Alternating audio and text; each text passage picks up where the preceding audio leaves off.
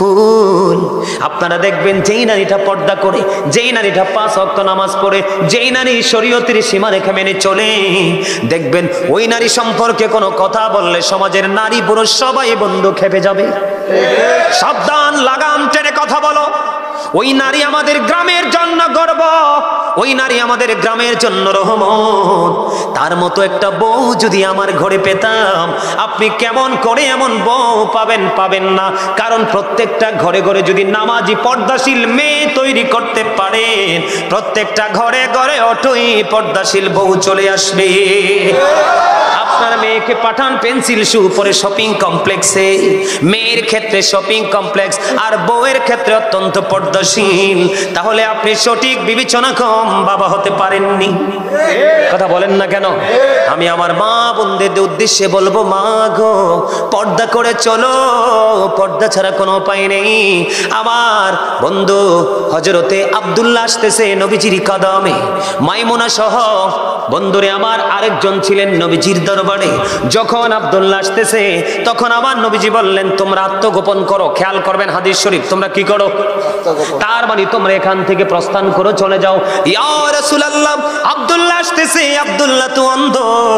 আমার নবীজি বলেছেন, আব্দুল্লাহ অন্ধ, তোমরা তো অন্ধ নও।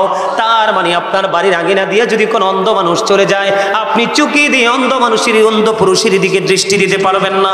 আপনার স্বামীর ক্ষমতা নাই, কলা পাতা দিয়ে আপনার বাড়ির আঙিনাটা বেড়া দিয়ে দিয়েছে, নতুন জামাই হেঁটে যাচ্ছে, আপনি কলা পাতার পাক দিয়ে নতুন জামাইয়ের দিকে দৃষ্টি দিতে পারবেন না।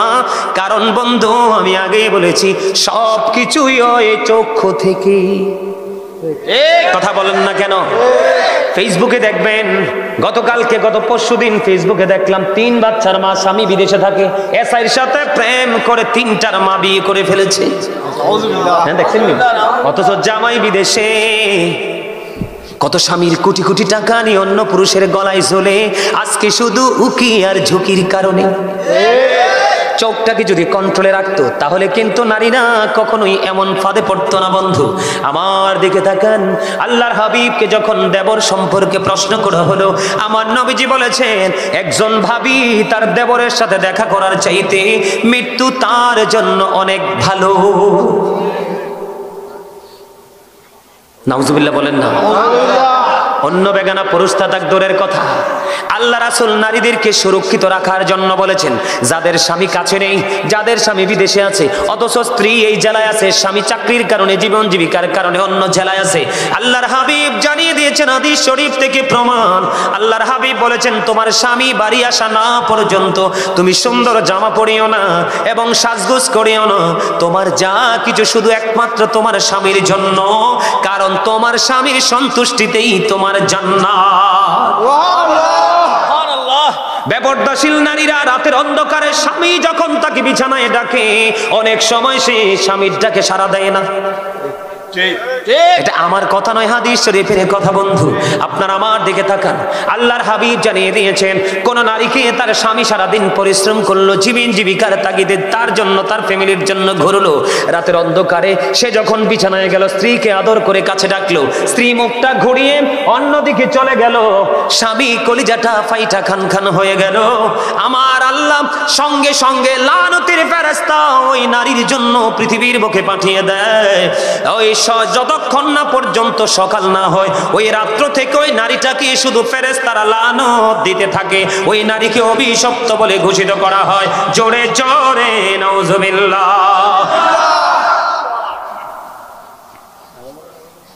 নারীদের পর্দা করতে হবে বেশি করে, আর এই দায়িত্ব নিতে হবে পুরুষদেরকে। আপনি স্বামী হয়ে স্ত্রী বন্ধু এলোমেলো ঘোরাফেরা করছে, চলাফেরা করছে, আপনি কিন্তু তার আপনার স্ত্রীর দিকে নজরও দিচ্ছেন না, তাহলে এটার জন্য দায়ী হবেন আপনি। বাঁচার উপায় নাই। আপনি ফরেজগার স্বামী, কিন্তু বউ এলোমেলো চলছে, আপনার আমলের কোনো মূল্য নেই আল্লাহর কাছে। আল্লাহর হাবিব বলেছেন, নারীরা হলো গোপনীয় জীব, তারা গোপনে থাকবে, তাদের সর্বোচ্চ সম্মান থাকবে। যখন তারা ঘর থেকে বের হয়ে প্রকাশিত হবে, তখন শয়তান তাদেরকে দেখলে উকি ঝুঁকি দেয়। জোরে জোরে নাউজুবিল্লাহ। আপনারা তো জানেন না, নারীকে শয়তান মনে করে রশি, কোন শয়তান যদি কোন পুরুষকে, চরিত্রবান পুরুষকে যদি গায়েল করতে চায়, কোন সুপুরুষের গায়ে যদি কলঙ্কের কালি লাগাইতে চায়, তখন শয়তান কোনোভাবে ফাঁদ ফেলতে পারে না। একটা নারীর মাধ্যমে ওই পুরুষের গায়ে, সাদা গায়ে কালো দাগ লাগাইয়া দেয়। এই জন্য নারীদেরকে অত্যন্ত সচেতন থাকতে হবে, অ্যালার্ট থাকতে হবে। স্বামীর অনুমতি ছাড়া এই বাড়ি থেকে ওই বাড়িও যেতে পারবেন না। স্বামী অনুমতি দিলে এই বাড়ি থেকে ওই বাড়ি যাবেন, তবে পর্দা করে, পর্দা ছাড়া নয়। কারণ কার নজর কেমন আপনি কখনোই বলতে পারবেন না। আরো ভয়ঙ্কর খবর আছে বন্ধু, নারীরা বর্তমানে পুরুষের পোশাক পরে। আপনারা দেখছেন কিনা জানি না, এখন দেখবেন ম্যাক্সিমাম নারীর পরনে দেখবেন পুরুষের জুতা। কথা কন না কেন? আমি বলছি না, কিন্তু আমি দেখেই বলছি, ম্যাক্সিমাম নারীর পরনে। আপনারা দেখেন, আমরা তো পুরুষ, ওনারা মনে করতে পারে যে হুজুরি পুরুষ দেখে মনে আমাদেরকে বেশি বলতেছে। না, আমি আপনাদেরকে বলি, আমরা পুরুষ মানুষ, মার্কেটে গেলে আমাদের একটা লুঙ্গি, একটা গেঞ্জি, একটা শার্ট, একটা পায়জামা, একটা প্যান্ট, এই তো আমরা পুরুষদের। আর শপিং মলে গেলে যেদিকে তাকাবেন শুধু নারীদের জিনিস। কতটা ধ্বংস হয়েছে নারীরা, কতটা পথভ্রষ্ট হয়েছে তারা, কতটা অভিশপ্ত হয়েছে, কতটা লানত প্রাপ্ত হয়েছে। নারীদের জুতাগুলো অত্যন্ত ডিজাইনেবল। আপনি চাইলে সর্বোচ্চ হাই হিল পড়তে পারেন, মিডল হিল পড়তে পারেন, আবার ফ্ল্যাট পড়তে পারেন। পারেন না? নারীরা পড়তে পারে না? তাদের কোয়ালিটির কোনো শেষ। এত সুন্দর সুন্দর ডিজাইনেবল জুতা ছেড়ে তাদের নজরটা পুরুষের জুতার দিকে। ঠিক আছে, কথা কন না কেন? বলছি গেল একটা। এবার আসেন, এবার আমার দিকে তাকান। আমি বাস্তবতা বলছি, আপনারা হাসছেন না। যারা এডি করে, কেউ হইলে আপনার নাতনি, নাইলে আপনার ওয়াইফ, নাইলে আপনার পুত্রবধূ, বাচ্চা থাকার উপায় নাই। এক গুছারে আরেক গুছার সোজা কইবেন, সুযোগ নাই। কি কি ভুল কইছি? ফরান্ডা খুললে হাসি দেন কিল্লাই, আইতে আসি বা সামনে লাই তুলি রেখছি আই। কারণ আন্নে হেতন রে সারি দিছেন, এল্লাই হেতনে ফাকনা গজাই উড়ালতেছে। আন্নে যদি হেতনের না হেউগা রশি লাগাই দিতেন, বড়ি লাগাই দিতেন, হেতনে এত দূর যাই চাইতেন। কথা কন না কিল্লে? এবার দেখেন, তাদের বলে হুজুর আপনি এত কিছু জানেন কেমনে? আমার ফ্যামিলির কোনো মহিলা ঘর থেকে বের হয় না, কোন বউ। তাদের জুতা থেকে ঠোঁটের লিপস্টিক পর্যন্ত তারা যা চায় সব মার্কেট আমি করি, সব মার্কেট আমি করি। আমি যেটা এনে দিবে এরাই বলবে এটাই আলহামদুলিল্লাহ। আমি নারীদের, আমাদের আইটেমের চাইতে নারীদের আইটেম আমার মুখস্থ। আমি আমার জিনিসটা ভালো করে কিনতে পারবো না, কিন্তু মহিলাদের জিনিসটা আমি চিনে বুঝে ভালো করে কিনতে পারবো। কারণ আমার এক্সপিরিয়েন্সটা এত হার্ড হয়েছে, কারণ আমাদের জয়েন্ট ফ্যামিলি, অনেক বড় পরিবার। কথা কি বুঝতে পারছেন আমার? নারীদের এত সুন্দর সুন্দর 3 পিস, 1 পিস, 2 পিস আছে না নাই? কথা কন না কেন? কত ধরনের পায়জামা সব ছেড়ে দিল বন্ধু। আফসোস লাগে, দুঃখজনক হলেও সত্য। ছেলেদের একটা জিন্স প্যান্ট, তার লোভটা সামলাতে পারলো না। ম্যাক্সিমাম নারীর পরনে দেখা যায় জিন্স প্যান্ট। বলে হুজুর এই উদাহরণটি কেন দিলেন? হাদিস শরীফ থেকে দিয়েছি, আমার মন গড়া দেয়নি। আল্লাহর হাবিব বলেছেন, যেই নারী পুরুষের পোশাক পরবে এবং পুরুষের মতো চলাফেরা করবে, আল্লাহ রাসূল বলেছেন ওই নারী হলো মর্দা মহিলা। কি মহিলা? মর্দা মহিলা। এই দেখেন আমার দিকে তাকান, এই মর্দা মহিলার জন্য ভয়ঙ্কর খবর দিয়েছেন রাসূল। ওই মর্দা মহিলার জন্য জাহান্নামে একটা খাবার বরাদ্দ করে রেখেছেন। ওই খাবারটার নাম হলো বন্ধু তিনাতুল খাবাল। ইয়া রাসূলুল্লাহ, ইয়া হাবিবাল্লাহ, নবী গো, এই তিনাতুল খাবালটা কি গো নবী? আমার নবী বলে দিয়েছেন এই তিনাতুল খাবালটা হলো আরেকটা জাহান্নামীর নিংড়ানো রক্তপুঞ্জ। কথা বুঝেন নাই? আমি বুঝাই আপনাদেরকে। হ্যাঁ, আমি আপনাদেরকে বলি, রক্তপুঞ্জ মানিক বুঝেননি? একজন জাহান্নামীকে খাইতে দেওয়া হবে। এটা কেমনে সিস্টেম করা হয়েছে জানেন? আপনার জাহান্নামী যারা হবে, পাপী যারা, তারা তো জাহান্নামী। জাহান্নামী যারা হবে তাদের জন্য কিন্তু একটা স্পেশাল রিসিপশনের ব্যবস্থা আছে। নাউজুবিল্লাহ বলে। কেমন জানেন? একটা জাহান্নামী একেবারে তার বডিটা পৌঁছে লিকুইড হয়ে যাবে, এদিক দিয়ে আরেকটা জাহান্নামের বডিটা তৈরি হয়ে গেছে। কি হয়ে গেছে? কথা বুঝে নেবেন, একটা জাহান্নামীর এই বডিটা কি হয়ে গেছে? পৌঁছে গেছে, গলে গেছে। লিকুইড বুঝো না তোমরা? যেমন লিকুইড বলতে আপনার ওই যে ইয়া খান না, জুস, জুস, তরল, তরল। কে রে কইছে? মাশাআল্লাহ, চমৎকার কথা বলেছেন। তরল, একবারই নরম। ঠিক এইরকম হয়ে যাবে। আরেকটা জাহান্নামীও এতক্ষণ লিকুইড ছিল, তার এই লিকুইড বডিটাকে, যেই বডিটা তৈরি হয়েছে তাকে খাবারটা দেওয়া হয়েছে। বন্ধু, যেই নারীটা সিম্পল একটা পুরুষের জুতা পড়েছে এবং যেই পুরুষ নারীদের সিম্পল একটা জিনিস ব্যবহার করেছে, ম্যাক্সিমাম পুরুষদেরকে, ম্যাক্সিমাম ইয়াং ছেলেদেরকে দেখা যায় এই সাইডটাকে ডিজিটাল পিস্টাল রেল লাইন করেছো, মাথার চুলগুলোকে উঁচু করেছো, এগুলো সামনে চলে আসে, এই জন্য নারীদের ব্যান দিয়ে এটারে থামাইছো। রাস্তায় দেখি তো, কই অহন কইতাম না, সময় মতো কমু, কি করবো, সময় মতো কমু। আজকে সময় পাইছি রে। তোমরা যারা এই নারীদের জিনিসটা ইউজ করেছো, তোমরা অভিশপ্ত। নবীজি বলে গেছেন আজ থেকে 1450 বছর আগে। নাউজুবিল্লাহ বলেন না? নারী যেই পুরুষের পোশাক পরবে, পুরুষ নারীর পোশাক পরবে, উভয়কে লানত দিয়ে গেছেন আমার আল্লাহ এবং আল্লাহ রাসূল। অবন্ধ এই লানত প্রাপ্ত যারা, তাদের ভয়ঙ্কর হিসাব নিকাশ হবে। কি হবে? আপনারা নামাজ পড়েন না, হালাল পদে উপার্জন করেন না, মা বাবার সাথে ভালো আচরণ করেন না, মসজিদগুলো এত সুন্দর করে বানিয়েছেন, মসজিদে হাইয়া আলাস সালাহ বললে যান না।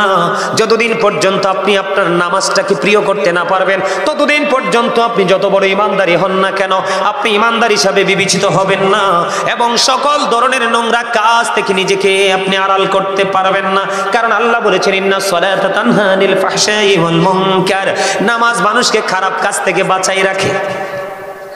সুবহানাল্লাহ কয় না? নামাজ মানুষকে খারাপ কাজ থেকে কি করে? বাঁচাই রাখে। এখন আপনি নামাজ পড়ার পরেও যদি আপনি খারাপ কাজ করেন, তাহলে মনে করতে হবে আপনার নামাজটা 100% হয়নি, কোথাও না কোথাও ত্রুটি আছে। এজন্য বলছি, আগামী কালকে থেকে 5 ওয়াক্ত নামাজ পড়বেন, কারণ লাভের কোনো শেষ নাই। এটা শীতের দিন চলে না? আপনাদের এলাকায় কি শীতের দিনে গাছের পাতাগুলো ঝরে? ঝরে না? সব গাছের পাতা ঝরে? কোন গাছের পাতা ঝরে না বলেন তো? নারকেল গাছ। এই আমার চাচা অনেক বুদ্ধি। আমি চাইছিলাম আপনাদেরকে ফেসে ফালাই না, পারলাম না। আলহামদুলিল্লাহ, কোন বুদ্ধি আছে, মাশাআল্লাহ, বুদ্ধিটাই চাই। ম্যাক্সিমাম গাছের পাতা ঝরে যায়, শুধু নারকেল গাছ, তাল গাছ ছাড়া। বলে হুজুর এখানে কেন আসলেন? আপনার আমার জীবনে গুনার কোনো শেষ নাই। হযরত আবু যর রাদিয়াল্লাহু তাআলা আনহু থেকে হাদিস কানা বর্ণিত, আমার নবী শীতের দিনে বের হলো। বের হওয়ার পরে তিনি দেখতে পাইলেন গাছের পাতাগুলো বিরামহীন ভাবে জোরে জোরে পড়ছে। নবীজি গাছের ডালায় স্পর্শ করলেন, তার মানে ধরলেন। ধরার পরে আবু যরকে ডাক দিলেন। আবু যর উত্তর দিলেন, লাব্বাইকা ইয়া রাসূলুল্লাহ, আমি হাজির। নবীজি বললেন, আবু যর, তুমি চাইয়া দেখো শীতের কারণে গাছের পাতাগুলো কেমনে শুষ্ক হয়ে জোরে জোরে পড়ছে। ঠিক তেমনি ভাবে আল্লাহর কোন বান্দা, আমার উম্মত, নামাজের মাধ্যমে প্রাণ উজাড় করে যখন আল্লাহর কুদরতি কদমে সেজদা দিয়ে তার কপালটা আল্লাহর কুদরতি কদমে ঠেকিয়ে দিবে, ওই শীতের দিনের গাছের পাতার মতো তার সমস্ত জীবনের গুনাহগুলি ঝরে যাবে। আপনার আর ভয় থাকার কথা নেই। আল্লাহ কয়, নামাজ পড়লে তুমি সব খারাপ কাজ থেকে আমি বাঁচাই রাখবো। আর হাদিস শরীফের মধ্যে আসছে, শীতের দিনের গাছের পাতা যেমনি স্প্রেটে ঝরে পড়ে যায়, ঠিক তোমার নামাজ পড়লে তোমার জীবনের গুনাহ এমনি ঝরে পড়ে যাবে। জোরে জোরে করেন আলহামদুলিল্লাহ। তাহলে নামাজ কি ছাড়বেন না ধরবেন? এখন তো কত জাতের নামাজি, অত্যন্ত কমার্শিয়াল নামাজি। আসরের সুন্নত তো পড়েই না, এশারের সুন্নত তো পড়েই না, নফলের তো ধারে কাছে না। এই নামাজি দিয়ে কোনো লাভ নাই। তাকওয়া নিয়ে পড়তে হবে, প্রেম নিয়ে পড়তে হবে, তাহলেই সফলতা সম্ভব। আরো জোরে বলেন, তাহলেই কি সফলতা? আমার দিকে তাকান। নামাজ পড়তে হবে। নামাজ পড়লে পুরুষও পর্দা করতে পারবেন, নারীও পর্দা করতে পারবেন। আর আপনারা মহিলারা পর্দা করে যাবে, আপনারা আবার 3 রাস্তার মোড়ে দাঁড়াইয়া এমনি চাইয়া থাকেন না। আল্লাহ রাসূল বলছে, তোমরা তোমাদের চক্ষুগুলোকে নিম্নগামী করে রাখো, নিচু করে রাখো। কি করে রাখো? আপনার চোখ দুইটা দিছে অকাজে ব্যবহারের জন্য নয়, এমনি চতুর্দিকে হাইয়া চাইয়েন না। হাঁটতে লাগলে মাথা নিচু করে হাঁটবেন। কথা কি বুঝতে পারছেন? আপনি যখন নামাজ পড়বেন, নামাজ পড়ার কারণে আপনার মধ্যে সব ধরনের পবিত্রতা চলে আসবে, অপবিত্রতা দূর হয়ে যাবে। আলহামদুলিল্লাহ বলেন না। হযরত ওমর রাদিয়াল্লাহু তাআলা আনহুর জামানায় একটা যুবক এমনই বেশি আল্লাহর প্রেমিক ছিলেন, তিনি প্রতিদিন যে নামাজ পড়তে যাইতেন মসজিদ, এই মসজিদটা একটা বাড়ির উপর দিয়ে যেতে হতো। এটা হযরত ওমর রাদিয়াল্লাহু তাআলা আনহুর জীবনী থেকে ওনার জামানার ঘটনা একটা বলছি আপনাদেরকে বোঝানোর জন্য, বিশেষ করে এখানে যুবক বেশি তো তাদেরকে বোঝানোর জন্য, তোমাদেরকে বোঝানোর জন্য। তো এখন তো ছেলেটা যে প্রতিদিন নামাজে যায়, বিশেষ করে এশারের নামাজের সময় তো অন্ধকার হয়ে যায় না, তো একটা মেয়ে আছে অপূর্ব সুন্দরী, এই মেয়েটা সব সময় ছেলেটাকে দেখলে তার মনের প্রেম আকাঙ্ক্ষাটা ছেলেটাকে বিভিন্নভাবে বোঝায়। কিন্তু ছেলেটা এত বেশি আল্লাহ প্রেমিক যে একদিন হিসাব দিতে হবে, ভয় করে মেয়েটার দিকে সে তাকায়ও না। সে কি করে, একদিন সে তাকে সবসময় এড়িয়ে যায়। একদিন এরকম করতে করতে দিন যাচ্ছে যাচ্ছে যাচ্ছে, হঠাৎ করে একদিন এশার নামাজ পড়তে গেলেন। এশার নামাজ শেষ করে যখন সে তার বাড়ির উদ্দেশ্যে রওনা হলেন, মেয়েটা এমন ভাবে মেয়েটা প্রেম আকাঙ্ক্ষা দেখালে ছেলেটা আর থাকতে পারলো না। ছেলেটা সোজা মেয়েটার ঘরে চলে গেল। যাওয়ার পরে দেখলেন মেয়েটা এমন একটা পরিবেশ তৈরি করে ফেলেছে যেন স্বামী স্ত্রীর ভাসর হবে। নাউজুবিল্লাহ বলেন। মানে মেয়েটা ছেলেটাকে এত বেশি ভালোবেসে ফেলেছে, এটা কোনোভাবেই সে মানে এটাকে তার কাছাকাছি এসে তাকে আপন করে বোঝানোর মতো সক্ষমতা হয় না। বিভিন্ন কৌশল তাকে শয়তান ধোঁকা দিয়েছে, সে ঘরে চলে গেল। যাওয়ার পরে বন্ধু যখন এই পরিবেশটা এত ভয়ঙ্কর হয়ে গেছে, হঠাৎ করে ছেলেটার অন্তরে ওই যে কিয়ামতের দিনের কথা বন্ধ মনে হয়ে গেল। ওই যে সূর্যটা মাত্র 1.5 হাত উপরে থাকবে, সূর্যের কিরণে মাথার মগজটা টকবক টকবক করে উতরাবে, কান পর্যন্ত ঘাম এসে যাবে, চারপাশ বন্ধু দুর্গন্ধময় হয়ে যাবে, সহ্য হবে না। ছেলেটার ওই দিনের কথা মনে হলো। চিন্তা করতে করতে মেয়েটার ঘরের মধ্যে বন্ধু ছেলেটা বেহুশ হয়ে গেল। আল্লাহু আকবার বলেন না। ছেলেটা বেহুশ হয়ে গেল। বন্ধু সে তার সেন্সটা হারিয়ে ফেলেছে। তখন অনেক দেরি হয়ে গেল, ছেলেটা বাড়ি ফিরে যায় না। মা বাবা পাগল হয়ে গেল, আপন স্বজন তাকে খুঁজতে শুরু করলো। মেয়েটাও লজ্জায় পড়ে গেছে, কেমন করে বলবে তার ঘরে। খুঁজতে খুঁজতে খুঁজতে খুঁজতে মেয়েটার ঘরে গিয়ে ছেলেটাকে অচেতন অবস্থায় পাইল। এখান থেকে উঠিয়ে ছেলেটাকে বন্ধ বাড়ি নিয়ে গেল। নিয়ে যাওয়ার পরে আল্লাহর কুদরতে ছেলেটার জ্ঞান ফিরে আসলো। ফিরে আসার পরে ছেলেটাকে প্রশ্ন করলো, বাবা গো বলো না তুমি কেমন করে ঘরে গিয়েছিলে, আবার কেনই বা তুমি বেহুশ হয়ে গেছো? এবার ছেলেটা রেখে রেখে বলল, উপস্থিতি সবার সামনে বলল, আমি যখন এই প্রতিদিন নামাজ পড়তে যেতাম মেয়েটা সব সময় আমাকে প্রেম আকাঙ্ক্ষা দেখাতো। আমি আজকে নামাজ পড়ে আসার সময় কেমন করে যে মেয়েটার ঘরে চলে গেলাম এটা আমি উপলব্ধি করতে পারিনি, কিন্তু যাওয়ার পরে যে পরিবেশটা নোংরা সেটা আমি বুঝতে পেরেছি। এখান থেকে কেমন করে যাব, আমার পরকালের চিন্তা আমার হৃদয়ে চলে আসলো। সেই দিনের বন্ধু তো কেউ নাই রে, কে আমাকে সুপারিশ করবে? ভয় আমার হৃদয়ে রাজ্য তোলপাড় শুরু করে দিলাম। চিন্তা করতে করতে আমি বেহুশ হয়ে গেলাম। পুরো বিস্তারিত ঘটনাটা খুলে বলতে দেরি, মা বাবা আপন স্বজনের সামনে ছেলেটা চিরদিনের জন্য নিদ্রায় শায়িত হয়ে গেল। তার মানে ছেলেটা মৃত্যুবরণ করলো। ইন্না লিল্লাহি ওয়া ইন্না ইলাইহি রাজিউন। বন্ধু ছেলেটা যখন মারা গেল বুঝিনি মা বাবার কেমন অবস্থা হবে। তাৎক্ষণিকভাবে বন্ধু তাকে জানাজা করে কবরে দাফন করা হলো। সকাল যখন হলো, সকাল হতে না হতেই ওমর রাদিয়াল্লাহু তাআলা আনহুকে খবর দেওয়া হলো। তিনি খবর দেওয়ার পরে জলদি ছুটে আসলেন। আসার পরে বিস্তারিত ঘটনা শুনলেন। এবার তিনি বললেন, জলদি চলো ওই ছেলেটার কবরের পার চলো। জলদি করে সবাইকে নিয়ে কবরের পারে চলে গেল। কবরের পারে চলে যাওয়ার পরে হযরত ওমর ওই ছেলেটার জন্য দোয়া করে দিলেন এবং তিনি ওই কবরের পারে দাঁড়িয়ে দাঁড়িয়ে সবাইকে বলতেছেন, যে পাপ করতে গিয়ে অপরাধ করতে গিয়ে কাল কিয়ামতে হিসাব দিতে হবে চিন্তা করে সে পাপ থেকে দূরে আসতে পারে, ওই ব্যক্তির জন্য আল্লাহ রাব্বুল আলামিন তার কবরে যাইতে দেরি তার জন্য 2টা জান্নাত বরাদ্দ করে দেয়। তার মানে 2টা জান্নাতের সুখ তার কবরের মধ্যে বরাদ্দ করে দেয়। হযরত ওমর এই কথা বলতে দেরি রে, সঙ্গে সঙ্গে ওই যুবকের কবর থেকে আওয়াজ আসলো, হ্যাঁ হযরত ওমর আপনি যা বলেছেন সব সত্য গো, আমাকে কবরে রাখতে দেরি গো, আমার কবরের মধ্যে 2টা জান্নাতের সুখ আমি পেয়ে গেছি। নামাজ মানুষকে এইরকম চরিত্রবান বানায়। তোমাদেরকে বোঝানোর জন্য আমি কথাগুলো বলছি, একটু বুঝে নিতে হবে। সর্বশেষ আলোচনা আর করবো না, অনেক সময় হয়ে গেছে। ভাবছিলাম মাত্র 30 মিনিট আলোচনা করবো। কত মিনিট? 2 ঘন্টা। মাত্র 30 মিনিট, এখন 2 ঘন্টা হইবে একটু পরে। আমার দিকে তাকান। আমি আপনাদেরকে কি বলি, এই যে যতগুলো কথা বললাম আমলের জন্য বললাম না? এগুলো বাস্তবে বাস্তবায়ন করার জন্য বললাম না? কথা বলেন, বললাম না? সম্মানিত উপস্থিতি, মনে রাখবেন ওই যে দেহ এবং রুহের কথা বলেছিলাম, মনে আসেনি? কথা কর না কেন? আমি কিন্তু ওই যে দেহ থেকে আত্মাটা আলাদা হলেই মৃত্যু বলে বিবেচিত হবে, এখানে এসেই কিন্তু আমি অন্যদিকে ঘুরে গেছিলাম, মনে আছে? এখন দেহ থেকে যখন আত্মাটা আলাদা হয়ে যাবে, আপনাকে আমাকে মৃত বলে ঘোষণা করা হবে, তখন আপনাকে আমাকে কোথায় নিয়ে যাওয়া হবে? কবরে। কোথায়? আপনাদের যার যার পছন্দের গোরস্থান আছে, সেই গোরস্থানেই নিয়ে যাওয়া হবে, তাই না? বন্ধুরে আমার, ওই গোরস্থান সম্পর্কে নবীজি বলে দিয়েছেন, আল কবরু রাওজাতুম মির রিয়াদিল জান্নাতি আও হুফরাতুম মিন হুফারিন নার। আল্লাহর হাবিব বলে দিয়েছেন, কবরটা দুইটা রূপে রূপান্তরিত হবে। কয়টা? কথা বলেন না, কয়টা? দুইটা রূপে রূপান্তরিত হবে কবর। বলে হুজুর কেমনে বলেন না? একটা হবে জান্নাতের বাগান, আর একটা হবে জাহান্নামের গর্ত। আজকে যারা জান্নাতের বাগান এসেছেন, আলোচনা শুনেছেন, আগামী কাল থেকে আপনারা যদি মনে মনে সিদ্ধান্তটাকে পাল্টাতে পারেন যে এতদিন একজন মানুষ ছিলাম, কি ছিলাম?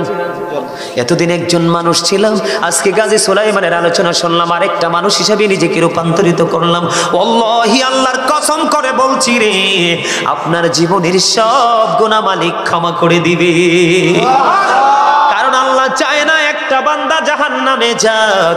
বান্দা শুধু নিজের পায়ে নিজে কুড়াল মেরে জাহান্নামে যাবে। কোরআন শরীফের সূরা ইউনূসের 44 নম্বর আয়াতে আল্লাহ বলেছেন, ইন্নাল্লাহা লা ইয়াযলিমুন নাসা শাইয়্যান ওয়ালাকিন্নান নাসা আনফুসাহুম ইয়াযলিমুন। আল্লাহ বলে দিয়েছেন, আল্লাহ আল্লাহর দাসের উপর অত্যাচার করে না, বান্দার উপর অত্যাচার করে না, বান্দা নিজেই নিজের উপর অত্যাচার করে। কি তারা কিতা কইছেন চিননি? তারা সুবহানাল্লাহ কইছেন। কই যাইতাম আই? সিটাঙ্গের মানুষ তো একটি, এই জায়গার মানুষ এত দুর্বল কেন? আই কই দেখতাম না। আরেকবার আইলে যখন দেখি আপনারা সব একটি, ইনশাআল্লাহ। ওমা আমি নত কইতে পারে না, জোরে কর না আমি, আরো জোরে, আরে আরো জোরে। সেতাইলে সেতাই নাইলে দুর্বল হইতে। ঠান্ডায় উদাই গেছে, দাদাই কইছে বাইনতো দান, বাইনতেই আছে ও দাদা, ঠিক কিনা? হ্যাঁ, দেহি খালি বাড়াই বানে চালতো হয় না, কিল্লাই দইরা দেখে উদা, ঠিক না ঠিক? কি মনে করছেন? যখন তোমার কেউ ছিল না তখন ছিলাম আমি, এখন তোমার সব হয়েছে, পর হয়েছি আমি। যখন তোমার কেউ রবে না, রব শুধু আমি। আমার কাছে আসতে হবে, মনে রেখো তুমি। তোরা চাসনি কিছু, তোরা চাসনি কিছু কারো কাছে খোদার মদদ ছাড়া। অন্যের ওপর ভরসা ছেড়ে নিজের পায়ে দাঁড়া। বুঝেন নাই কিচ্ছু? আগাও বুঝেন নাই, গোড়াও বুঝেন নাই। আপনি কি অন্যের আলগা পাও লাগায় হাঁটতে দৌড়তে পছন্দ করেন না, নিজেরটা দিয়ে? তার মানে বুঝাইছি, আপনার নিজের আমল নিজে করে কবরে যাইতে হবে। আপনি চলে যাওয়ার পরে হাদিয়া পাঠাবে না, কইব কবর পার যাইতাম না, বেদাত। কি মূর্খ মৌলবী সংখ্যা বাড়িতেছে না? কবে যাইস না কবরে পার, কিল্লে যাবি দে বেদা। নাউজুবিল্লাহ কোন? আরে জোরে আল্লাহর প্রতি শহীদ যারা, উচ্চ তাদের শান, মহান খোদা করেন তাদের এমন জীবন দান। রুহু তাদের বানাইয়া সবুজ বরণ পাখি, জান্নাতুল ফিরদাউস বিছিয়ে দেন যতনে রাখি। সেথায় থাকি খাই তাহারা জান্নাতি ফলমূল, উড়ে বেড়ায় রয় হামেশা খুশিতে মশগুল। মারহাবা কন্যা, আরে আরে জোরে। কি মনে করছে? আজকে মানুষ দিন থেকে, আমল থেকে, সুন্নাহ থেকে দূরে, তার কারণ মানুষ অনেক বেশি পৃথিবী লোভী। সূরা আলে ইমরানের 185 নম্বর আয়াতের শেষ অংশে আল্লাহ বলেছেন, আমাল হায়াতুদ দুনিয়া ইল্লা মাতাউল গুরুর। এই দুনিয়ার জীবনে, পৃথিবীর জীবন একটা ধোঁকা, প্রতারণা। বলছে কে? আল্লাহ। এই ধোঁকার মধ্যে থাইকা ধন দৌলত যোগাইয়া রাখিয়া যাবেন সন্তানের জন্য। কোরআন শরীফের 19 পারা খোলেন, সূরা শুআরার 88 নম্বর আয়াতে আল্লাহ বলেছেন, ইয়াউমা লা ইয়ানফাউ মালু ওয়ালা বানুন। ধন সম্পদ, সন্তান সন্ততি কিচ্ছু কাজে লাগবে না। কার জন্য করছেন? কার জন্য করছেন বলেন? আমরা নির্বোধ, আমরার কোনো চিন্তা নেই, এই জন্য আমরা এই কাজগুলো করছি। এই আল্লাহ বলেছেন, আল্লাহ আল্লাহর বান্দার উপর জুলুম করে না, বান্দা নিজেই নিজের উপর জুলুম করে। আল্লাহ যারা জুলুম করে, আল্লাহ বলেছেন, আল্লাহু লা ইউহিব্বুজ জালিমিন। আল্লাহ জালিমদেরকে পছন্দ করেন না। ওয়া লিজ জালিমিন মিন আনসার। যখন তারা বিপদে পড়বে, আল্লাহ তাদের জন্য কোনো সাহায্যকারীও রাখে না। তাদের কোনো হেল্প করার কেউ থাকে না। এই আলোচনা শেষ, আমার দিকে তাকান। যাবেন কোথায়? কবরে। আমরা যাব কোথায়? আল্লাহ কয় হিসাব করে আইসো কবরে। কি করে? হিসাব করে আইসো কবরে। দুনিয়াতে তো টেলিফোন দিয়া, মামা দিয়া, টাকা দিয়া, বিড়ি দিয়া, সিগারেট দিয়া, 500 টাকা দিয়া হাতে পায়ে ধরে রাস্তা একটা যদি বন্ধ হয় আরেকটা বের করতে পারো না? আবার লুকাইতেও পারো অপরাধ করার পরে, পারো না? কোরআন শরীফের 30 পারা সূরা ইনফিতরের মধ্যে আল্লাহ বলেছেন, ওয়া ইদাল কুবুর বুসিরাত আলিমাত নাফসুম মা কদ্দামাত ওয়া করাত। জোরে জোরে কান্না, আল্লাহু আকবার। আল্লাহ কি কইছে বুঝছেন নি? আল্লাহ কইছে কবরটা যখন উন্মোচিত হয়ে যাবে, ওপেন হয়ে যাবে, আপনি আমি আমরা প্রত্যেকেই তোমরা দেখতে পারবে, জানতে পারবে কে কি করেছো আর কি করনি। বাঁচার উপায় আসেনি? কথা কর না কেন? বাঁচার উপায় আসেনি? ওপেন থাকবে, চোখের সামনে থাকবে। কারণ আপনারা তো দোকানের সামনে সিসি ক্যামেরা লাগাইলে, শপিং মলে লাগাইলে, শহরে লাগাইলে ভয় পান, কিন্তু চিরস্থায়ী 2টা সিসি ক্যামেরা যে আপনার সাথে আছে এটার খবর কিন্তু। আমি গজল টজল গাইতে পারতাম, আই এম রিয়েলি সরি। ওয়াজ করে লই আগে কিতারে, এখন প্রেমের মানুষ নাই, শেষের দিকে গাইলে হবে। কি কোন? আরে নাই মিয়া, একটাও দেখি না প্রেমের মানুষ। শুক্রবারের দিন জুমার আগে মিয়া যায় সুন্নত নামাজ পড়ে না, জুমার পরেও নফল পড়ে না। খুতবা দেওয়ার সময় মনে হয় যে যুদ্ধ শুরু হয়েছে, কার আগে কে যাবে, প্রস্রাব করে পানিও খরচ করে না। ইমাম সাহেব খুতবাটা হাতে নিয়ে যখন শুরু করবে, আলহামদুলিল্লাহ আলহামদুলিল্লাহ নাহমাদুহু ওয়া নাস্তাঈনুহু ওয়া নাস্তাগফিরুহু, এবার দেখবেন লেংটি ফালায় দৌড় দেয়। কথা কর না কেন? আমি একটু রাগ রাগ লাগে আমার কাছে। হাসি দেন, হাসি দেন। কি তো হাসি দিছে, মারহাবা কোন? আরো জোরে। ওয়াজও শুনবো, ওয়াজও করবো, আমরা মজাও করব, যেন আমাদের মধ্যে কোনো ক্লান্তি না আসে। কারণ ক্লান্তি আসলেই তো ওয়াজের মজা শেষ। কথা কি বুঝে আসে? আপনাদের খতিব সাহেব আমার সামনে আছে, যদি আমি চলে যাই ওনাকে স্পেসিফিকভাবে প্রশ্ন করবেন। আপনারা যখন খুতবা দেওয়ার সময় মসজিদে যান, আপনারা কপালটা তখন পোড়াইয়া যান। বলে কেন? ইমাম সাহেব যখন খুতবা দেওয়ার জন্য দাঁড়িয়ে যায়, প্রতিদিন যে প্রত্যেকটা জুমার দিনে যে মুসল্লিগুলো আছে 1-2 করে রোল নাম্বার অনুযায়ী কিন্তু একটা নোটবুক, একটা এন্ট্রি করা হয়। ফেরেশতাদেরকে দিয়ে আল্লাহ এন্ট্রিটা করান প্রত্যেক জুমার দিনে। কারণ এটা একটা বান্দাদের জন্য জুমার দিনটা সাইয়্যিদুল আইয়াম, শ্রেষ্ঠ দিন। ঈদুল ফিতর, ঈদুল আজহার দিনের চাইতেও জুমার দিনটা দামি, এই জন্য পাঠান। যখন ইমাম সাহেব খুতবা দেওয়ার জন্য মিম্বরে দাঁড়িয়ে যায়, তখন ওই ফেরেশতাদের নোটবুকটা বন্ধ করে তারাও খুতবা শোনার জন্য দাঁড়িয়ে যায়। আওয়াজ করে বলেন আল্লাহু আকবার। আপনি নামাজ পড়লেন ঠিকই, কিন্তু নামাজির খাতায় নাম ওঠেনি, তো কপালটা পড়ছেন না। এই জন্য আল্লাহ বলেছে, আমার প্রিয় লোকের সাথে যুক্ত হওয়ার, আমার জান্নাতে চলে আসো। প্রিয় লোকের কাছে গেলেই তো আপনি সব প্রিয় মেসেজ পেয়ে যাবেন। আর যখন সব জানবেন তখনই আপনার মানতে মনে চাইবে। আপনি জানেন না বিধায় কিন্তু মানতে পারেন। কথা কি ঠিক আছে? সম্মানিত উপস্থিতি, আমি একদিক থেকে আরেক দিকে চলে গেছি। আমরা যাব কোথায়? কবরে। আল্লাহ বলেছেন, যখন তুমি অপরাধীরা যখন বিপদে পড়বে, আমি তাদের জন্য কোনো সাহায্যকারী আল্লাহ রাখেননি। আবার দেখেন, এই কিন্তু আপনি যে ওখানে যাবেন দৌড়ে পালাতে পারবেন না। কি করতে পারবেন না? ওই যে 2 সিসি ক্যামেরার খবর নাই, কিন্তু দুনিয়ার সিসি ক্যামেরা দেখলে ঠিকই আমরা ভয় পাই। 2টা সিসি ক্যামেরা আছে, জানেন নি? এটা নাম কি? কিরামান কাতিবিন কাঁদে বসিয়া সকল কর্ম লিখিতেছে হুকুম নিয়া, আল্লাহর হুকুম নিয়া। 40 কদম হাটিয়া আসবে রে সজন, মুনকার নাকির হাজির হইবে রে তখন। অস্বীকার করা যাবে? কোন সুযোগ নাই। চিরস্থায়ী সিসি ক্যামেরা দিয়ে সবকিছু ধারণ করা হচ্ছে, আপনি কি করছেন আর কি করছেন না। ঠিক না? ঠিক। এদিকে তো এটা আছেই। আল্লাহ আবার স্পেশালি ঘোষণা দিয়েছে, ইন্না বাতশা রাব্বিকা লাশাদীদ। আল্লাহ বলেছেন, the seizing of Allah is difficult. আল্লাহর ধরা, আল্লাহর পাকড়াও বড় শক্ত, বড় কঠিন। আল্লাহ বলেছেন, ইন্নাল্লাহা সারিউল হিসাব। Allah is quick to take account. আল্লাহ হিসাব গ্রহণে অত্যন্ত তৎপর। কথা কিন্তু বুঝে নেবেন, আল্লাহ কিন্তু বলছে, আমি আমার আল্লাহর বান্দার উপর জুলুম, বান্দা নিজেই নিজের উপর জুলুম। যারা জুলুম করে আল্লাহ তাদেরকে পছন্দ। তারা যখন বিপদে পড়ে আল্লাহ তাদের জন্য কোনো উদ্ধারকারীও রাখেন।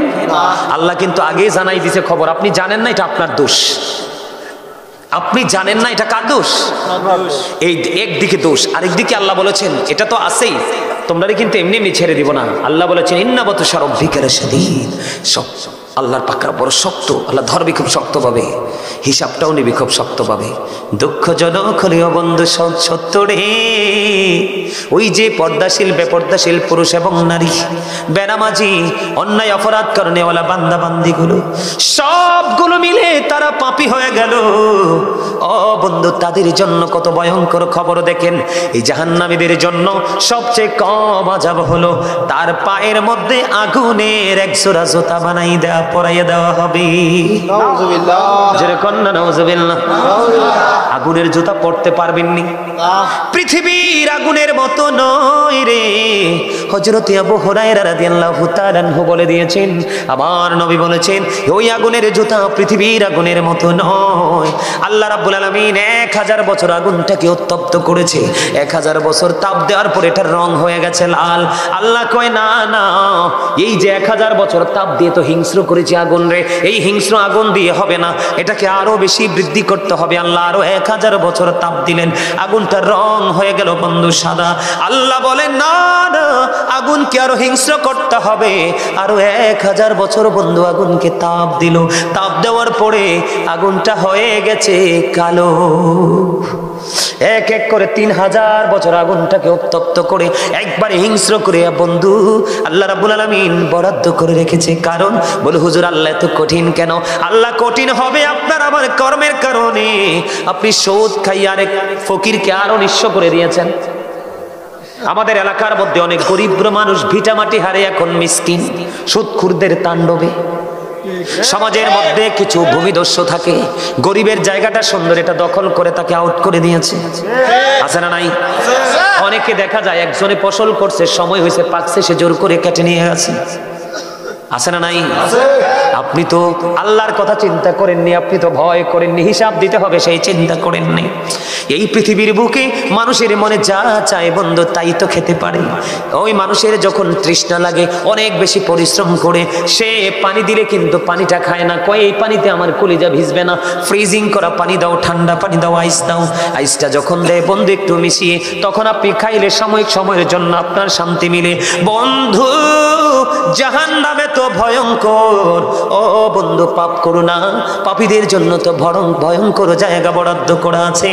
তুমি পানি তো খাইতে পারবা না, খাইতে পারবা না। পানিটা তোমার এত উত্তপ্ত গরম পানি তোমার মাথা দিয়ে ঢেলে দেওয়া হবে, তোমার ভিতর থেকে সব কিছু লিকুইড হয়ে বের হয়ে যাবে। জোরে জোরে নাউজুবিল্লাহ। কি হয়ে যাবে? নরম হয়ে তোমার ভিতর থেকে সবকিছু বের হয়ে যাবে। ওই যে একটু আগে বলেছি হাদিস শরীফের মধ্যে, সে জাহান্নামীরা যখন খাবার খাইতে যাবে মুখরোচক কোনো খাবার মিলবে না। আল্লাহর হাবিব জানিয়ে দিয়েছেন, তিনাতুল খাবাল তোমাদের নসিবে জুটবে। ইয়া রাসূলুল্লাহ, নবী গো, এই তিনাতুল খাবালটা কি গো? নবীজি বলে দিয়েছেন, এটা হলো আরেকটা জাহান্নামের নিংড়ানো রক্তপুঁজ, এটা তোমাকে কন্টিনিউ ভক্ষণ করতে হবে বন্ধু। আরেকটা খাবার এসেছে কোরআনের মধ্যে, যেটার নাম হলো বন্ধু জাক্কুম। এটা এতটা ভয়ঙ্কর, এই জাক্কুম তোমার এতটা ভয়ঙ্কর, এই বর্তমানে যদি এই মাহফিলের মাটি যদি একটা ফোঁটা জাক্কুম পড়ে রে, গোটা পৃথিবীর মাটি বন্ধু বিষাক্ত হয়ে যাবে। কিয়ামত পর্যন্ত এই পৃথিবীর জমিনে কোনো শস্য জন্মানো যাবে না। এত ভয়ঙ্কর খাবার বেনামাজিদের জন্য, সুদখুরদের জন্য, ঘুষখোরদের জন্য, জালেম অত্যাচারীদের জন্য, যারা ইসলামের বিধানকে অমান্য করে নিজের দাপট খাটিয়ে বন্ধু নিজের আধিপত্য বিস্তার করে জীবনযাপন করেছে, তাদের জন্য এটা বরাদ্দ। এটা মুখের সামনে আনতে দেরি দাঁতগুলো খসে পড়ে যাবে। সরিষা পরিমাণ একটু যদি পেটের ভিতরে যায় রে, সবগুলো বন্ধু লিকুইড হয়ে বের হয়ে যাবে। সবচেয়ে বড় দুঃখজনক খবর হলো, এই পৃথিবীর বুকে তুমি সুযোগ খুঁজে পাও, আল্লাহ জানিয়ে দিয়েছেন লা ইয়ামুতু, তুমি মানুষ মরতে পারবে না। পিপল উইল নট ডাই, সেদিন মানুষ মরতে পারবে না। আল্লাহ বলেছেন ফিহা ওয়ালা ইয়াহইয়া, people will not be able to live that day, সেদিন মানুষ বাঁচতেও পারবে না। আল্লাহ বলেছেন বান্দা ওয়ামা হুমান হাবিগাইবিন, সেখান থেকে বান্দা অদৃশ্য হতে পারবে না, তার মানে পালাইতেও পারবে না। কি করবেন সেদিন? উপায় আছে? জাহান্নামের ভয়াবহতা নিয়ে যদি আলোচনা করি সহ্য করতে পারবেন না, এত ভয়ঙ্কর জাহান্নাম, এত মারাত্মক হবে পরিবেশ পরিস্থিতি। বন্ধুরে আমার, অত্যন্ত গুরুত্ব দিয়ে কাজ করতে হবে। এই যে খতিব সাহেব পাশে বসে আছেন, ইমাম সাহেব পাশে বসে আছেন, তাদের সাথে বেশি বেশি করে কমিউনিকেশন রাখবেন। সুযোগ পাইলেই তাদের কাছে চলে যাবেন, তাদের কাছ থেকে ট্রেনিং নেবেন। রাস্তায় কোনো মুসলমান দেখলেই সালাম দিয়ে দিবেন। যখন ঘরে আপনার ঘরে তরকারি রান্না করবে একটু জোল বলবেন বিবিকে বাড়াই দিতে, পাশে গরিবের ঘরে যেন দিতে পারেন। মানুষ যখন মারা যাবে তার জানাজা অংশগ্রহণ করবেন। কেউ যখন ডাক দিবে তার ডাকে সাড়া দিবেন। কথা কি বুঝতে পারছে? আমার কথা বুঝে আসছে? বেশি বেশি করে 5 ওয়াক্ত নামাজ পড়বেন, হালাল পথে রোজগার করবেন, মা বাবার সাথে ভালো সম্পর্ক রাখবেন, সামাজিক বন্ধনে নিজেকে আবদ্ধ করে নিজের জীবনটাকে বদলে দিবেন। মা বোনদেরকে পর্দায় রাখবেন, আপনারাও পর্দায় থাকার চেষ্টা করবেন। আর এইরকম মাহফিল, মানুষ যদিও আপনাদের কম, উপস্থিতি যদিও কম, কারণ আপনারা পাহাড়ি এলাকার মানুষ কম মনে হয় এখানে, তাতে আমার মন খারাপ হয়নি। তবে আপনাদের যে মনোযোগ সেটা দেখে আমি মুগ্ধ হয়েছি, অত্যন্ত খুশি হয়েছি যে আপনারা একেবারে নিবিড়ভাবে পলকহীন দৃষ্টি দিয়ে আপনারা আমার কথাগুলো শুনেছেন। সম্মানিত উপস্থিতি, বেশি বেশি করে রাসূলের সাথে প্রেম করবেন। প্রেম মানে রাসূলের আদর্শ। প্রেম মানে কি? রাসূলের আদর্শ। তাহলেই আপনার পক্ষে সফলতা আসবে। শোনেন, আপনি শুধু সুন্নি জামাত করলে চলবে না, আপনার আওলাদকেও সুন্নি জামাতের আওতায় আনতে হবে। কি করতে হবে? আমাদেরকে তাকান, আল্লাহ রাসূল বলেছেন আদিবু আওলাদাকুম আলা সালাতি খিসালিন হুব্বি রাবিকুম ওয়া হুব্বি আহলি বাইতিহি ওয়া আলা কিরাতিল কোরআন। রাসূল বলেছেন তোমরা তোমাদের সন্তানদেরকে 3টি বিষয় শিক্ষা দাও। কয়টি? একটি হলো নবীর প্রেম, আরেকটি হলো নবীর আহলে বাইত পরিবারের প্রেম, আরেকটি হলো কোরআন তেলাওয়াত। বিশেষ করে শয়তানি এবং বেঈমান কাফির মুশরিকদের সংস্কৃতি থেকে দূরে থাকবেন। এখন বর্তমান ছেলেরা যা করছে সব ইহুদিদেরকে দেখে, অথচ ইহুদিরা আমাদের মুসলমানদেরকে ফিলিস্তিনি ধ্বংস করে দিচ্ছে। কথা বলেন না কেন? আবার নতুন করে মধ্যপ্রাচ্যে ওই যে আপনার সাদা সাদা কুকুরগুলো আছে না, কুকুরগুলো কিন্তু বিভিন্ন দেশের সাথে ঝগড়া লাগিয়ে দিচ্ছে, তাই না? সম্মানিত উপস্থিতি, ইহুদি নাসারাদেরকে ফলো করা যাবে না, কারণ তারা চিরকালের জন্য, অনন্তকালের জন্য তারা জাহান্নামী। আল্লাহ বলেছেন উইদ্দাত লিল কাফিরিন, তাদের জন্য আল্লাহ জাহান্নাম বানিয়েছেন। আর উইদ্দাত লিল মুত্তাকিন, মুত্তাকিনদের জন্য আল্লাহ জান্নাত বানিয়েছেন। মুত্তাকিনদের জন্য আল্লাহ বলবেন ইউ গো টু প্যারাডাইস, আল্লাহ বলবেন তোমরা জান্নাতে চলে যাও। আর যারা কাফের বেঈমান মুশরিক তাদেরকে বলবো you have to go to hell, তোমাদেরকে মাস্ট বি চলে যেতে হবে জাহান্নামে। বাঁচানোর কোনো সুযোগ কারোরই নেই। শোনেন, রাসূলকে কেন বলছি বারবার ধারণ করতে? আল্লাহ বলেছেন মাইয়ুতি'ir রাসূলা ফাকাদ আতাল্লাহ। আল্লাহ বলেছেন হি হো অবিস দ্য স্টিল অবিস আল্লাহ, যে ব্যক্তি রাসূলের নির্দেশ মানলো সে যেন আল্লাহর নির্দেশ মানলো। আল্লাহ বলেছেন কুল ইন কুনতুম তুহিব্বুনাল্লাহ ফাত্তাবিউনি ইউহিব্বুকুমুল্লাহু ওয়া ইয়াগফির লাকুম যুনুবাকুম আল্লাহু গফুরুর রহিম। আল্লাহ বলেছেন সে বলুন ইফ ইউ ডু লাভ আল্লাহ, যদি তোমরা আল্লাহকে ভালোবেসে থাকো, ফলো মি মুহাম্মদ সাল্লাল্লাহু আলাইহি ওয়াসাল্লাম, মুহাম্মদ সাল্লাল্লাহু আলাইহি সাল্লামের অনুগত হয়ে যাও। কি লাভ হবে? আল্লাহ উইল লাভ ইউ, আল্লাহ তোমাদেরকে ভালোবাসবে। এন্ড ফরগিভ ইউর সিনস, আল্লাহ তোমাদেরকে ক্ষমা করে দিবে। Allah is all in all, follow his law and light for eternal success. আল্লাহ সব, কিন্তু তারপর আমাদের জন্য 2টা নিয়ামত দিয়েছেন, একটা হলো ল এন্ড লাইট। ল হলো আল্লাহর কোরআন, দা হোলি কোরআন, যেটা বিজ্ঞান এখান থেকে বের হয়েছে। আরেকটা হলো ল এন্ড লাইট। লাইট হলো ইংলিশ শব্দ, বাংলাতে এটাকে বলা হয় আলো, আরবিতে বলা হয় নূর। এই নূরটা হলো আপনার আমার প্রাণের নবী। ওমা কথা দি কয় না কেউ? নবী কি মাটি না নূর? নবী মাটি হবো কেমনে? নবী সৃষ্টির আগে তো কিছু সৃষ্টি হয়ই নাই, হইছে? নবী সৃষ্টির আগে তো কিছু সৃষ্টি হয় নাই, তো নবী মাটি না কি? মাটি তো হতে পারে না, পারে? I am from the light of Allah and everything has been created from my light. আমি আল্লাহর নূর থেকে, সৃষ্টির প্রত্যেকটা বস্তু আমি নবীর নূর মোবারক থেকে। রাসূল বলেছেন I was a prophet when Adam was mixture of water and mud. নবী বলেছেন আমি তখনও নবী যখন আদম ছিল কাদা মাটির মাঝে, পানি এবং কাদা মাটির মাঝে, তখনও আপনার আমার নবী ছিলেন। ডক্টর আহমদ পেয়ারা বাগদাদি পীর সাহেব কেবলা বলেছেন, বলবো of all the great religious personalities of all prophet Muhammad Rasulullah sallallahu alaihi wasallam was the most successful. তিনি বলেছেন পৃথিবীর মধ্যে যত নবী রাসূল এসেছেন, রাজনীতি থেকে ইমামতি থেকে রাজনীতি পর্যন্ত প্রত্যেকটা জায়গায় আপনার আমার নবী সফল, সাকসেস।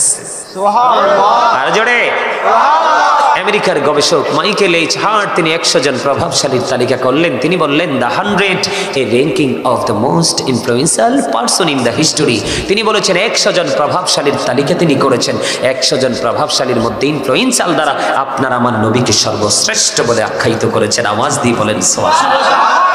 সম্মানিত উপস্থিতি, বেঈমান কাফেররা পর্যন্ত নবীকে নিয়ে প্রশংসা করেছেন, কিন্তু দুঃখজনক হলেও সত্য, আমাদের দেশে এলেম কালাম ছাড়া কিছু মৌলবী বের হয়েছে, নবী সম্পর্কে যা ইচ্ছা তা বলে, আল্লাহর ওলি সম্পর্কে যা ইচ্ছা তা বলে। ঠিক